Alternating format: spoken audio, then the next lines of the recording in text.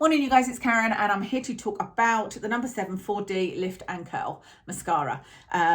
You know, I'm always saying number 7 just have too many mascaras. They really need to like reduce the range. I know they've repackaged everything, which is just more confusing, I feel like.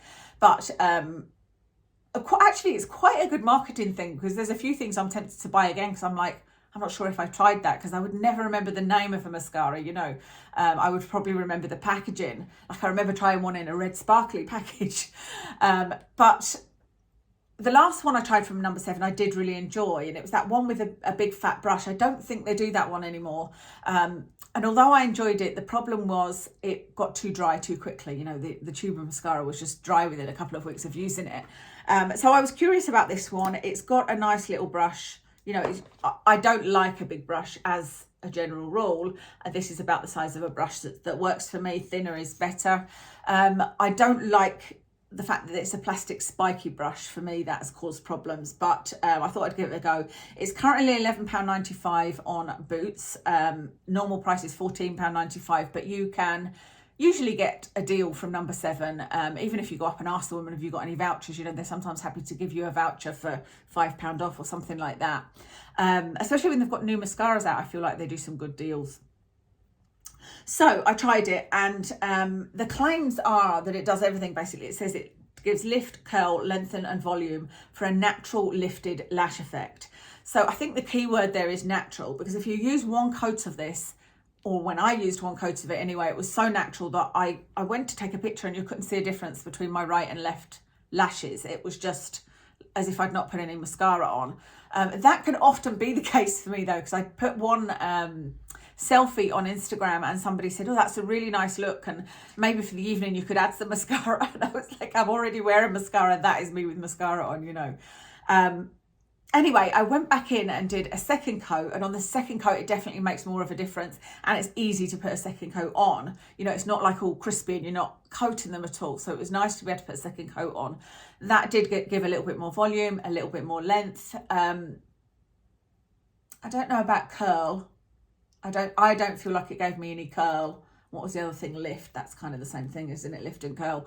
But I was kind of satisfied at that point. I was like, okay, you have to be careful that it doesn't go clumpy when you're going in with a second coat. You know, you really have to sort of keep at it and make sure you're separating the lashes, otherwise they can sort of clump together. But I was quite satisfied with that look.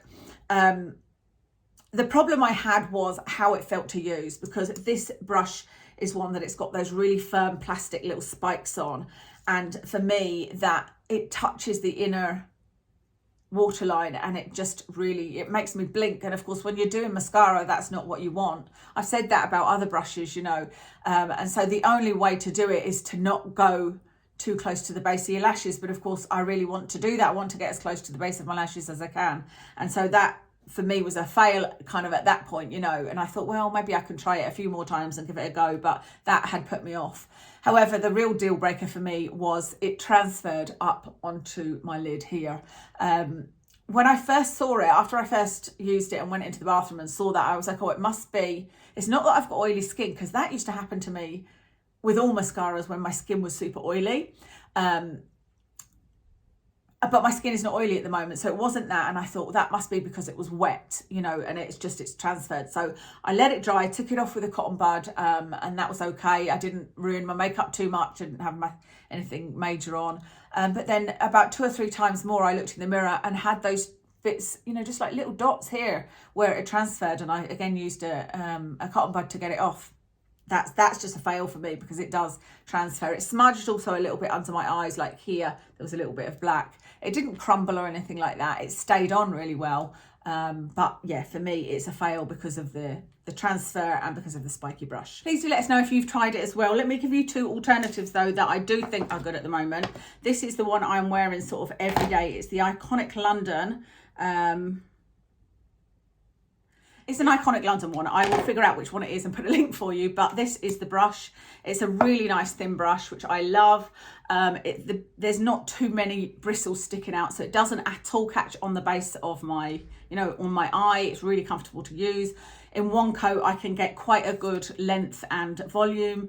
it doesn't smudge, it doesn't flake, it just stays put. So I really like this, but this one is obviously a little bit more expensive.